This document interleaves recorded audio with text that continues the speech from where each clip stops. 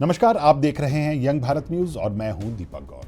बिहार की सियासत में तेजी से बदल रहे हालातों ने सियासी दलों की राजनीति और रणनीति को हिला रखा है। सूबे के सियासतदान अपने बयानों और अपने हर एक एक्शन से इन दिनों एक नई बहस छेड़ रहे हैं, जिसे समझने में अब जानकारों को भी खासी मशक्कत करनी पड़ रही है।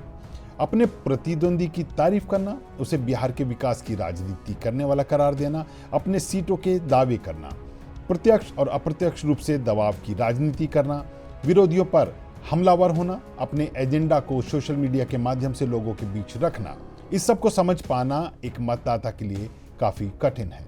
इतना ही नहीं, चुनाव बयार में किस नेता का कौन सा बयान किसके लिए तंज है और किसके लिए तारीफ, अब इतनी आसानी से समझ में नहीं आ रहा है। अगर ऐसे नेताओं की कतार की बात करें तो इन दिनों लोक जनशक्ति पार्टी रामविलास के प्रमुख चिराग पासवान इस कतार में सबसे आगे खड़े नजर आ रहे हैं। उन्होंने कल जो कहा, वह आज जो कह रहे हैं और वह कल जो कहेंगे, इन तीनों में कोई समरूपता इन दिनों नजर नहीं आ रही है। सोशल मीडिया के इस युग में जहां किसी एक छोटी सी बात का बतंगड़ बनने में देरी नहीं लगती, ऐसे में अब बिहार के तेजस्वी यादव के पलटू चाचा के बाद एंट्री बताई जा रही है पलटू भैया की। ये पलटू भैया कोई और नहीं बल्कि चिराग पासवान को ही कहा जा रहा है। असल में पिछले 2-3 महीने में चिराग पासवान लगातार ऐसे बयान देते नजर आ रहे हैं जो उनके पिछले बयानों को खारिज करते हैं। वह लगातार रैली जनसभाओं से इस बार पार्टी के अकेले 243 सीटों पर खड़े होने की बात कहते हैं, तो एनडीए के नेताओं के साथ खड़े होने पर वह कहते हैं कि 243 सीटों पर एनडीए खड़ा नजर आएगा। वह खुद को मोदी का हनुमान करार देते हैं, लेकिन एनडीए की सरकार पर जमकर निशाना भी साधते हैं।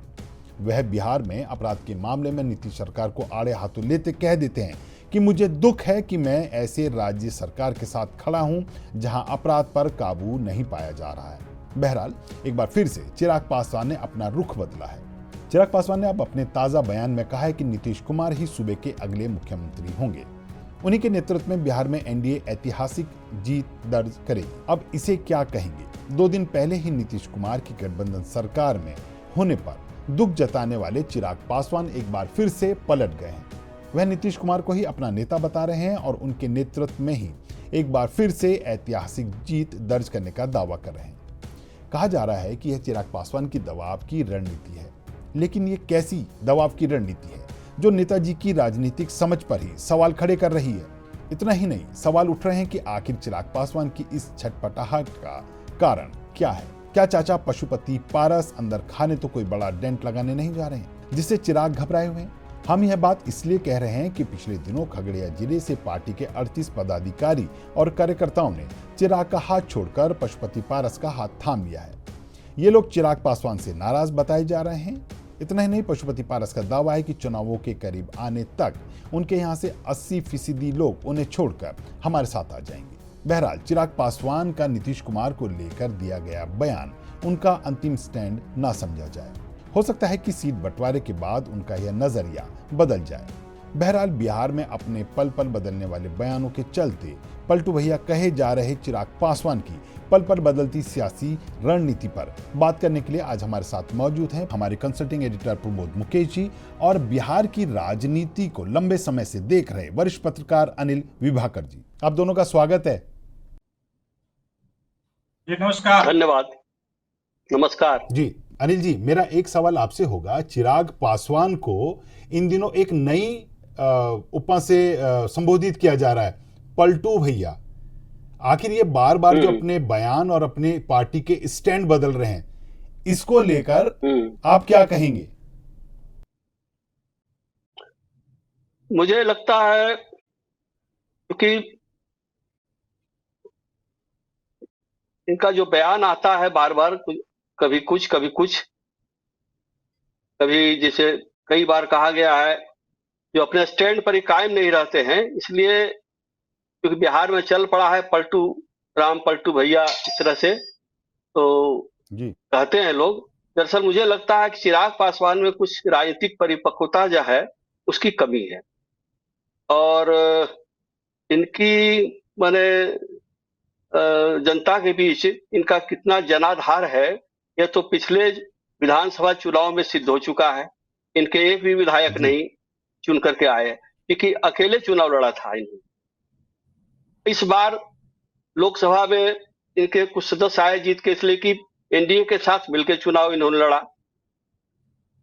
अब इन लगता है कि इनकी मैंने खुन्नस तो है, नीतीश जी से पहले से रही है खुन्नस, लेकिन इनका कोई अपना जनाधार उस ढंग का नहीं है। एक खास जाति विशेष के बीच सिर्फ चिराग जी पासवान का है आधार, लेकिन उससे चुनाव नहीं जीता जा सकता उतना से। उसके दूसरे समुदाय, दूसरी जाति जो है, उनके मतदाताओं का समर्थन के बिना ये चुनाव नहीं जीत सकते। जी लेकिन हो सकता है कि चुनाव आने वाला है तो दबाव बनाने के लिए ये तरह तरह नीतीश कुमार पर कुछ कभी कभी विरोध में बयान देते हैं, अपना अलग स्टैंड जो है, राजनीतिक स्टैंड बताते हैं, दिखाते हैं।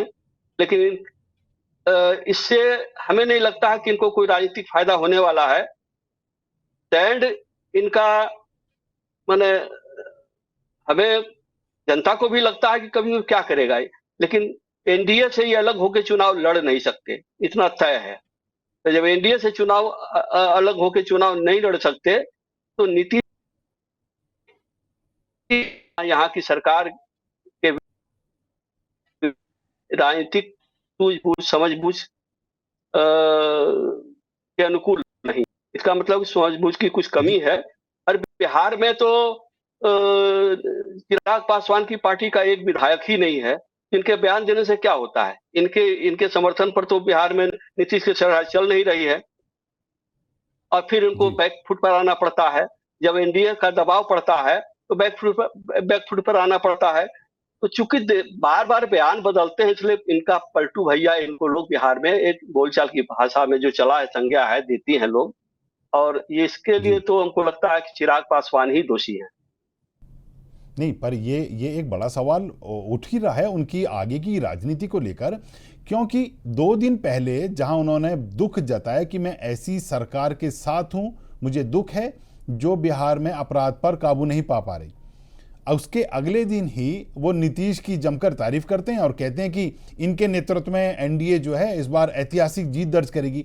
तो ये बयानबाजी उनकी क्या कमजोर मानसिकता को दर्शा रही है, या फिर इसके पीछे चिराग कोई अपने एक नए एजेंडे के साथ आगे बढ़ रहे हैं?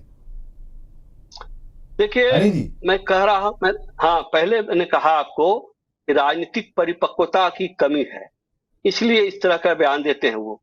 अब ये जी एनडीए के राष्ट्रीय स्तर पर तो एनडीए के साथ है चिराग पासवान की पार्टी, लेकिन राज्य के स्तर पर, बिहार के स्तर पर इनकी कोई उसमें सहभागिता है नहीं। एक भी विधायक इनका नहीं है। तो इनको बोलना ही नहीं चाहिए, इस तरह का बयान देना ही चाहिए। इससे इनकी जो गंभीरता है वो अगंभीरता परिलक्षित होती है, और इससे जी राजनीतिक नुकसान होगा इनको। जी प्रमोद जी, अभी चिराग के चाचा पशुपति पारस ने अभी हाल में एक रैली के दौरान इनको लेके बड़ा मुखर सा बयान दिया है। उन्होंने कहा कि अभी तो इनके 38 पदाधिकारी जो खगड़िया जिले से थे, जिसमें उनके जिलाध्यक्ष और कई थे, वो टूट कर आए हैं, चुनाव को करीब आने दीजिए। चिराग पासवान की पार्टी का और उनके नेताओं का 80% कुनबा जो होगा वो छूट के हमारे साथ जुड़ जाएगा। क्या है ये अंदर खाने, क्या राजनीति चल रही है? क्या इस पर प्रकाश डालिए जरा। ऐसा है कि दीपक जी, अगर लोजपा है तो लोजपा रामविलास जिसके मुखिया चिराग हैं वही मजबूत घटक है। पशुपति पारस जी के पास जो लोजपा है उसका वैसा कोई संगठन का बड़ा आधार नहीं है। जहां तक जी खगड़िया की बात है, खगड़िया जिलाध्यक्ष के को लेके, के चयन को लेके और उसके खिलाफ ऐसा माहौल था और ऐसा दबाव खगड़िया से, क्योंकि लोजपा के सांसद भी राजेश वर्मा हैं, उनकी उनके खिलाफ लोकल पदाधिकारियों की नाराजगी थी, जिसके कारण पशुपति पारस की जो पार्टी है, जो लोजपा का ही एक घटक, उसमें शामिल हुए हैं। और खगड़िया जी क्योंकि रामविलास जी का पैतृक माने वही से जन्मभूमि कर्मभूमि रही। कर्मभूमि तो बाद में हाजीपुर रहा जब 77 से वो सांसद बने, लेकिन एक पहचान इसलिए वहां लोकल लेवल पे है। लेकिन ये दावा बरबोलापन है कि 80% जो सदस्य हैं या पदाधिकारी हैं लोजपा के, वो पारस में आए हैं। पारस की अपनी अहमियत भी न पार्टी में है, वो खुद महागठबंधन के एक छोटे से घटक के रूप में प्रयासरत हैं कि महागठबंधन में उनको जगह मिले। इसलिए लोजपा का मतलब रामविलास ही है, जिसके मुखिया चिराग पासवान है। ठीक है, दिवाकर जी ने सही कहा कि उनकी राजनीतिक जो कमी है उनमें परिपक्वता की, जिसके कारण वो बयानबाजी करते हैं जो जिससे कि एनडीए के घटक दल असहज होते हैं। कभी उनके इस बयान से जदयू को असहजता होती है। पिछले 2020 में उन्होंने 135 सीटों पे चुनाव लड़ा, संयोग से एक विधायक जीता, वो भी एक महीना बाद जदयू में शामिल हो गया। यानी वर्तमान में उनका ना लोकसभा राज्यसभा कहते हैं विधानसभा में एक आदमी है, न विधान परिषद में कोई सदस्य है। हाँ, 2024 में जब वो एनडीए के साथ थे और एनडीए ने उन्हीं के लोजपा घटक को महत्वपूर्ण मानते हुए और अपने पास रखा। पारस को तो अपने साथ नहीं रखा, तो उनके पांचों सांसद 5 जगह से उनको जगह मिली थी और 100% उनको सफलता मिली। लेकिन सही है कि उनकी लोजपा रामविलास जो जिसके मुखिया चिराग हैं, उसकी ही जो भी ताकत है 5% 7% वोट पे, और उसका इम्पैक्ट कंबाइंड रूप से अगर वो साथ रहेंगे एनडीए में तो जरूर ऐड करेंगे। लेकिन ये लोजपा पशुपति पारस का अपना बरबोलापन का बयान है और उसकी कोई ज्यादा डैमेज चिराग को कर पाएंगे। वो तो खुद अपने वजूद की लड़ाई लड़ रहे हैं कि हमको महागठबंधन में कैसे भी जगह। जी अनिल जी, जिस तरह से चिराग पासवान जो अपने बयान दे रहे हैं, ये विपक्ष को, महागठबंधन को एक एनडीए के खिलाफ हथियार दे रहे हैं। जिस तरह से नीतीश पे लगातार हमलावर हुए, तो पार्टी का कहना था कि भाई ठीक है, एक आदमी अपनी सरकार के खिलाफ ही अगर सवाल उठा रहा है तो समझ सकते होंगे कि राज्य सरकार किस स्तर पर काम कर रही है, किस तरह का काम कर रही है। क्या इनकी ये लगातार की बयानबाजी एनडीए को किसी तरह का कोई नुकसान पहुंचाएगी, या ये इनकी बयानबाजी इनकी सीटें और ज्यादा घटाने वाली है इस बार? इनकी बयानबाजी से इनको ही नुकसान हो रहा है। एनडीए से अलग होकर के यदि ये चुनाव लड़ेंगे तो मुझे लगता है कि खुद जीत जाएं यही बहुत है, इनको कोई सीट नहीं मिलेगी। इसलिए इनको इस तरह की बयानबाजी से बचना चाहिए। विपक्ष को मुद्दा जरूर मिलता है इससे, और एनडीए के घटक दल असहज होकर के इनके विरुद्ध फिर बोलने लगते हैं, इसलिए नुकसान इनको ही होगा। इनको यदि ये इस तरह का मुगालता है, ये दलित होकर के कुछ भी बोल लेंगे, तो दलित तो और भी साथ है, इनके एनडीए के साथ है। खुद जो है जीतन राम मांझी से जवाब मिलता है इनको। अकेले क्या कर लेंगे? अकेले तो एक सीट नहीं निकाल पाएंगे ये। इनको बहुत जरूरी है एनडीए के साथ रहना, इनकी जरूरत है, इनकी मजबूरी है, लेकिन राजनीतिक परिपक्वता नहीं है, इसलिए इस तरह का बयान ही देते हैं ये। इससे इनको बहुत ज्यादा नुकसान होगा, राजनीतिक नुकसान होगा। बिना एनडीए के इनका कोई अस्तित्व नहीं है। आरजेडी में जाकर के भी इनको कुछ मिलने जाना नहीं है, कुछ भी नहीं मिलने वाला है। तो आरजेडी के हाथ की खिलौना रहेंगे ये, मिलेगा कुछ नहीं, इनको निराशा होगी। इसलिए आरजेडी की तरफ नहीं जाएंगे ये, तो कोई महागठबंधन जो है उसकी तरफ नहीं जाएंगे। अगर गए तो आत्महत्या होगी इनके लिए। इसलिए इनको बहुत भारी राजनीतिक नुकसान हो जाएगा, इनको बचना चाहिए इससे। जी, हालांकि ये सवाल प्रमोद जी हम पहले भी उठा चुके हैं, पर एक बार फिर से इस सवाल को इस परिप्रेक्ष्य में उठा रहे हैं कि क्या आने वाले समय में कुछ ऐसी संभावनाएं हैं कि चिराग पासवान, जो अभी पिछले दिनों प्रशांत किशोर की तारीफ करते हुए नजर आए, मुकेश सहनी प्रशांत किशोर की तारीफ करते आए, जो कि महागठबंधन का एक की फैक्टर कहा जा रहा है, तो क्या ये कुछ लोग, कुछ युवा चेहरे इस बार एक तीसरे फ्रंट के तौर पर कुछ नया करने की सोचें? क्योंकि ये बात तय है कि ना तो एनडीए ही चिराग पासवान को उनकी मनमाफिक सीट देने वाली है, और ना ही महागठबंधन मुकेश सहनी की वीआईपी पार्टी को उनकी मनमाफिक 60 सीटें देने वाली है। अगर ये सब नाराज हुए तो क्या ये सब जन स्वराज के साथ मिलके कोई नया बड़ा खेल करने जा रहे हैं या कर सकते हैं? जी जी, ये देखिए, ये राजनीति में संभव और असंभव कुछ भी नहीं है कि ऐसा नहीं कह सकते जी। कि ये हो सकता है, ये नहीं हो सकता है। और विभाकर जी ने सही कहा कि अगर आप चिराग की राजनीति को देखें तो चिराग पासवान अगर जब एनडीए के साथ थे लोकसभा में तो उनको 100% सफलता मिली। जब 2020 में वो अकेले थे तो उनको सुनने माने राजनीतिक उन्होंने सही में जदयू को तो डैमेज किया, लेकिन उस समय ये कंफ्यूजन लोगों में और पब्लिक में गया कि ये कहीं भाजपा के ही तो प्लेयर नहीं है, क्योंकि ये अपना पब्लिकली कहते थे कि हम मोदी के हनुमान हैं। तो पब्लिक और मोदी और हम राजद ये भाजपा के खिलाफ अपने कैंडिडेट को उन्होंने नहीं दिया, कहीं कहीं पे फ्रेंडली फाइट किया। जी। तो ये मैसेज जी। डैमेजिंग गया जदयू के लिए। लेकिन अभी जो भाजपा की जो वर्तमान स्थिति है और जो केंद्र में सत्ता है और एनडीए का जो शासन है, उसमें इतना इतनी छूट इनको कम से कम नरेंद्र मोदी और शीर्ष नेतृत्व नहीं देगा कि बिहार में जो गठबंधन है एनडीए का, उसको ये अपने उलट पुलट बयानबाजी से डैमेज करे। बिहार की राजनीति में 3 युवा जो अति महत्वाकांक्षी युवा हैं, जिसमें प्रशांत किशोर, मुकेश सहनी और चिराग पासवान।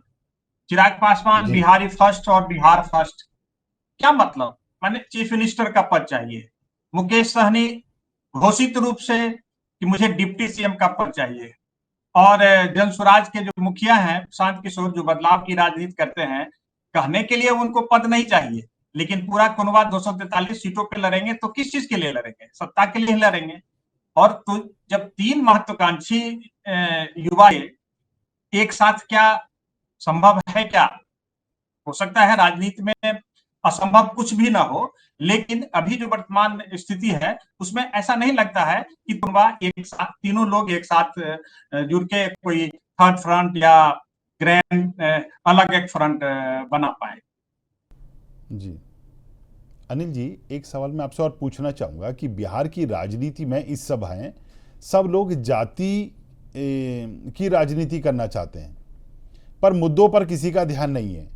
बिहार के वो मुद्दे क्या हैं जो चिराग पासवान को, जो मुकेश सहनी को या तेजस्वी यादव को, जो युवा नेतृत्व है जिसे आगे आने वाले 20 सालों की कमान मिलनी चाहिए, इनके लिए मुद्दे क्या होने चाहिए? क्या ये जाति आधारित ही अपनी राजनीति चलाते रहेंगे या इनके पास सही में विकास का कोई ऐसा मॉडल है या ऐसा कोई प्रारूप इन्होंने बना रखा है जिससे वो बिहार को आगे लेके जाएंगे? दीपक जी, ऐसा है कि पूरे देश में इस समय जातीय राजनीति ही चल रही है। सत्ता और जाति की राजनीति, सत्ता के लिए जाति की राजनीति, चाहे वो उत्तर प्रदेश हो, चाहे वो बिहार हो, चाहे वो मध्य प्रदेश हो। आप जहां भी देखें, दक्षिण में भी, आप बता रहा हूं, दक्षिण में भी इस तरह की ही राजनीति है। ऐसा नहीं कि कोई मुद्दों की राजनीति हो रही है। जी। तो बिहार कोई अछूता नहीं है। बिहार के लिए केवल नहीं है, सत्ता के लिए जाति की राजनीति, और जाति की राजनीति सत्ता के लिए तो जातीय दल हो गए हैं। अब आप देखिए कि उत्तर प्रदेश में समाजवादी पार्टी जो है, सपा जो है, वो जाति की राजनीति करती है, वो पार्टी ही जातीय राजनीति है। बिहार में आरजेडी जाति की ही राजनीति करती है, वो भी जातीय दल है। तो ये कोई नई बात नहीं है। और जिस तरह से जातीय जनगणना की बात जो चली, उसकी राजनीति हुई, तो मुझे नहीं लगता है कि बहुत कुछ अभी रुकने वाला है। ये दौर यही रहेगा, जातीय राजनीति होगी। दलित की राजनीति हो रही है, क्या वो भी जात की राजनीति है?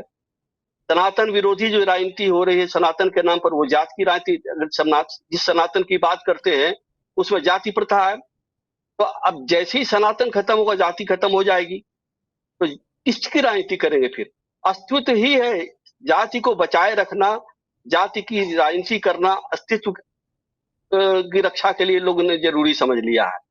तो बिहार में भी वही हो रहा है। बिहार कोई अकेला नहीं है। अब जैसे चिराग पासवान की पार्टी जातीय पार्टी है, लालू जी की पार्टी राजद जातीय पार्टी है, तो भाजपा जातीय पार्टी नहीं कही जाएगी, इसलिए कि उसका संगठन कुछ अलग ढंग का है। वामपंथी जातीय पार्टी नहीं है, उसका संगठन अलग ढंग का है। लेकिन समाजवादी पार्टी पार्टियां जितनी हैं वो सब जाति, वस्तुतः जातीय पार्टी है। बसपा को देखिए, वो क्या है, वो जातीय पार्टी है। उसी तरह और भी सुहेलदेव वाले जो पार्टी है, जितना भी देखिए सब जातीय पार्टी है। यहां तक कि नीतीश कुमार की पार्टी जदयू, उसका भी मुख्य आधार जाति ही है।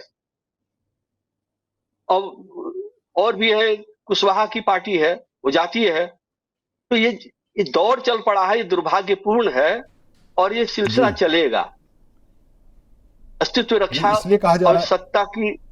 हाँ जी जी, हाँ हाँ, इसलिए कहा बताइए। जा रहा है कि अब राजनीति में कोई नए युवा चेहरों को आना होगा, कुछ नई आइडिएशन के साथ आना होगा, जो प्रदेश का विकास करें, देश का विकास करें, अपने लोगों का विकास करें। अभी आपने बोला कि जाति आधारित चल रही है, तो जाति आधारित में अगर एक बिहार के संपन्न इलाके को छोड़ के अगर पीछे की तरफ जाया जाए तो वहां देखेंगे हालत अभी भी बहुत अच्छे नहीं है। स्कूलों की, शिक्षा की, चिकित्सा की स्थिति बहुत खराब है।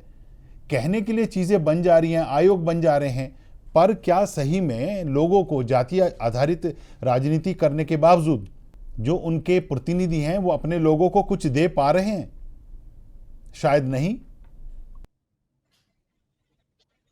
तो आप ठीक कह रहे हैं, आपका कहना सही है कि मुद्दे की राजनीति कोई नहीं कर रहा और जी नियत नहीं है। दरअसल नियत जी की बात है, नियत ही नहीं है। नियत है जी सिर्फ सत्ता में बने रहना, सत्ता की जी राजनीति करना, सत्ता की राजनीति के लिए जाति की राजनीति करना। तो जब जाति जी पर ही बात टिक जाती है आकर के, तो मुद्दे पीछे जी पड़ जाते हैं, मुद्दे पीछे पीछे जी चले गए मुद्दे। जी तो ये दुर्भाग्यपूर्ण है। पूरी राजनीति जो है, जो अभी का दौर चल रहा है, यह बहुत दुर्भाग्यपूर्ण दौर से चल रहा है। विकास पीछे, समाज कल्याण पीछे, समाज की संरचना जो नष्ट हो रही है, सामाजिक संरचना, सद्भाव जो नष्ट हो रहा है, वो उस जी पर किसी का ध्यान नहीं है। आरक्षण, आरक्षण क्या है? आरक्षण भी जातीय राजनीति का ही की राजनीति है। भाई, जी आपने प्रतिभा को किनारे कर दिया, गुणवत्ता को किनारे कर दिया और जाति को आगे कर दिया, तो उससे क्या होगा? अंततः व्यवस्था जो है नष्ट होगी। व्यवस्था में जो समाज के कल्याण के लिए, समाज के उत्थान के लिए जो काम करना है, वो रहेगा नहीं, वो खत्म हो जाएगा। जी ये बहुत दुर्भाग्यपूर्ण है। ये रुकेगा कब, अभी कह नहीं सकते। सवर्णों की राजनीति, अभी तो सवर्ण विरोधी राजनीति हो रही है। सवर्ण मानता है जी उसको जो समाज में अगड़ा है, तो उसकी जो बौद्धिक गुणवत्ता है, उसको आपने, उससे आपका विद्रोह हो गया, उससे आपने उसको आप तिरस्कृत कर रहे हैं, उसका तिरस्कार कर रहे हैं आप। तो आप जी भाई पढ़िए लिखिएगा तब ना उत्थान होगा आपका। तो ये तो हो नहीं जी रहा है, बड़ा दुर्भाग्यपूर्ण है। जी प्रमोद जी, आपसे छोटे छोटे दो सवाल। पहला सवाल मैं ये कहूँगा कि क्या हमारे जो युवा चेहरे राजनीति में नज़र आ रहे हैं, क्या उनसे अगर राजनीति की बात करेंगे तो प्रशांत किशोर काफ़ी आगे नहीं नज़र आ रहे, क्योंकि वो जाति की नहीं, वो मुद्दे आधारित बातें करें। भले ही 2025 के विधानसभा चुनावों में उन्हें मन मुताबिक सफलता ना मिले, पर क्या आपको नहीं लगता कि आने वाले लोकसभा चुनावों में और आने वाले चुनावों में बिहार की राजनीति में उनके मॉडल की ज़रूरत बहुत ज़्यादा होगी? दूसरा सवाल ये कि क्या इन युवा नेताओं के जो राजनीतिक सलाहकार हैं वो थोड़ा सा आउट ऑफ द बॉक्स नहीं सोच पा रहे हैं? जी हाँ, ये आपने शांत किशोर की राजनीति को लेके सवाल किया है। वो निश्चित रूप से जाति की बात नहीं करते हैं, विकास की है, बिहार की जी करते हैं, बिहार में जो पलायन है उसकी बात करते हैं, शिक्षा की बात करते हैं, अशिक्षा है जिस ढंग से यहाँ बेरोजगारी है उसकी बात करते हैं। निश्चित रूप से वो जी सही, एक बदलाव की बयार है, लेकिन पता नहीं जी लोगों को जिस ढंग से जातीय उन्माद में, जातीय लाभ लेने के लिए समाज जिस ढंग से बटा है, उसमें उनकी बात कितनी सुनी जाती है। अगर वो जी सही में उनकी बात को हो सकता है अभी ना सुनी जा रही हो, अगर इसी ढंग से वो बात अपनी करते रहे तो हो सकता है आने वाला समय उनका होगा। क्योंकि जब भी जाति की बात छोड़ के जब हम जमात की बात करेंगे, जब हम समाज की बात जी करेंगे, तभी हमारा नजरिया व्यापक होगा और मेरी स्वीकार्यता भी बड़ी होगी। अभी चिराग जी। पासवान अगर अगर अपनी ही जाति की बात करते हैं, मुकेश सहनी की पूरी राजनीति क्या है कि हमें साहनी विश्वास है। जो समाज है उसको हमको आरक्षण मिल जाए। अगर मुझे जी। एससी का दर्जा मिल जाए तो मैं तो जान देने के लिए तैयार हूं। तो जब अपनी जी। जाति की ही उनको इससे थोड़ी, उनको अपनी जाति और के ही विकास को लेके इर्द गिर्द ही राजनीति करनी है, तो उनकी स्वीकार्यता नहीं बड़ी होगी। उपेंद्र कुशवाहा जी। जो एक बड़े फलक के उभरते नेता थे 2000 के आसपास, लेकिन आज उनकी पहचान क्या है? अब बस कुशवाहा समाज में अपनी कुछ वजूद बचे, इसके लिए वो उनकी पार्टी वही संगठन है। इसलिए जब जाति से हटके, जब तक जमात की बात ना करेंगे, और युवा लोगों से जरूर उम्मीद की जाती है कि वो जाति विहीन, जाति को तोड़ के आगे विकास की बात करें, तो जरूर वो सुबह खुशनुमा और रोशनी वाला होगा। नहीं तो जी। जाति आरक्षण अभी पूरी की पूरी देश की राजनीति है, हाथ में संविधान और जाति जनगणना को लेके है। मैंने एक दो दिन जी। पहले के डिबेट में भी आपको कहा था कि बिहार के अखबारों में दक्षिण राज्यों के बिजली और आरक्षण का जो जाति जनगणना का जो उसके आंकड़े को लेके एक एक पेज का विज्ञापन छपता है। यानी कांग्रेस इस चीज को प्रचारित करने में लगी हुई है कि हमने तेलंगाना जाति जनगणना का इतना बड़ा निर्णय लिया और उसका ये फायदा होगा। यानी पूरी राजनीति जातीयता और पिछड़ा वर्ग, अति पिछड़ा वर्ग, जबकि समाज कहां से कहां चला गया। 75 साल आजादी के बाद हम दूसरी दिशा में सोचना चाहिए, लेकिन हम जातीयता की ओर ही सोच रहे हैं। प्रमोद जी, आप पर ही वापस आते हैं। ये जितने हमारे युवा नेता हैं, इन युवा नेताओं के राजनीतिक सलाहकारों को आपका एक सुझाव।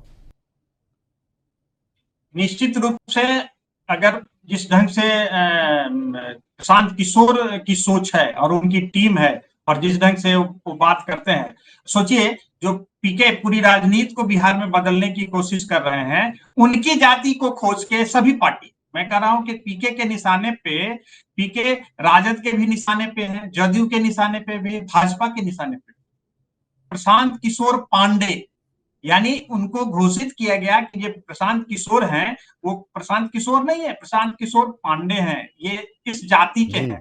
तो अगर इस ढंग से ही समाज अगर इन चीजों को देखेगा, और निश्चित रूप से उनके सलाहकार अच्छे ढंग से काम कर रहे हैं, लेकिन मैंने फिर कहा, चाहे मुकेश सहनी हो या तेजस्वी यादव हो या चिराग पासवान हो, प्रशांत में वो जातीयता को उन्होंने बैरियर को तोड़ दिया है, लेकिन ये लोग या इनके सलाहकार इस वाली ग्रंथि से बाहर निकल के पूरे समाज की दृष्टि में और जमात से नहीं जुड़ने की राजनीति करेंगे, तब तक इनकी राजनीति नहीं चलेगी। जी, तो ये बात तय रही कि आने वाले दिनों में बिहार की राजनीति में दलगत राजनीति और जातिगत राजनीति ये बहुत तेजी से उभर कर नजर आएगी, लेकिन विकास के मुद्दों पर बात करने के लिए नेता अभी बहुत दूर हैं। ये अपने घोषणा पत्रों में बड़ी बड़ी बातें कहेंगे, लेकिन केवल पेपरों में। जमीनी स्तर पर जब काम करने की बात होती है तो ये उससे बहुत दूर नजर आते हैं। ऐसे युवाओं नेताओं को जैसे चिराग पासवान, इन्हें चाहिए कि ये अपनी कथनी और करनी में समानता बनाएं। आज के लिए इतना ही। प्रमोद जी, आप हमारे साथ जुड़े, और अनिल जी, आप हमारे साथ जुड़े। आप दोनों का बहुत बहुत शुक्रिया।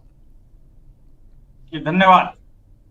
आपको ये वीडियो कैसा लगा हमें कमेंट बॉक्स में लिखकर जरूर बताएं, और इस तरह की वीडियो देखने के लिए जुड़े रहिए हमारे साथ। हम हैं यंग भारत न्यूज, सच के साथ।